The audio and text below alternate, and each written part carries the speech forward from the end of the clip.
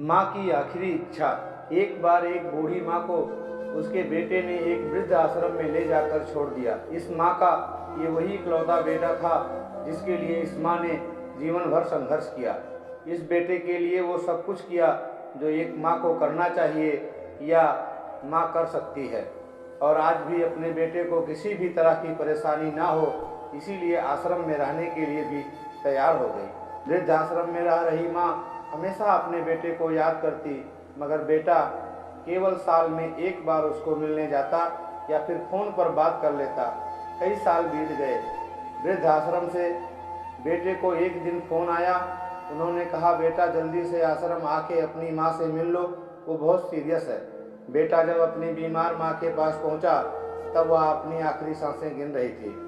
बेटे ने अपनी माँ से उसकी आखिरी इच्छा पूछते हुए कहा, माँ मैं तुम्हारे लिए क्या कर सकता हूँ, बताओ।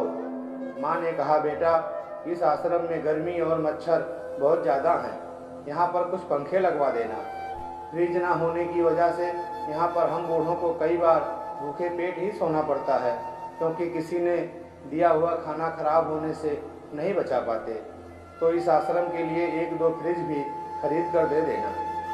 बेटे ने अपनी माँ की सारी बात सुनी और अपनी माँ से पूछा, आपने इतने साल यहाँ पर निकाल दिए पर आपने कभी भी यह बातें मुझसे नहीं कही, और अब जब आपके पास टाइम नहीं बचा है तब आप यह सब कह रही हो, ऐसा क्यों? माँ ने बेटे को जवाब देते हुए कहा, बेटा मैंने गर्मी, भूख और पीड़ा सहन कर ली, लेकिन मुझे पता है जब तेरे बच्चे तुझे यहाँ पर छोड़ कर जाएंगे तब तू यह सब सहन नहीं कर पाएगा। इसीलिए तेरी सुविधा के लिए मैं तुझे यह सब लगवाने के लिए कह रही हूँ। दोस्तों, माँ की ये आखिरी लाइनें किसी भी बेटा या बेटी की आंखें खोलने के लिए सक्षम है। इतिहास हमेशा अपने आप को दोहराता है। अगर आप चाहते हैं कि आपके साथ अच्छा व्यवहार हो तो आपको भी दूसरों के साथ वैसा ही व्यवहार करना पड़ेगा। नमस्कार।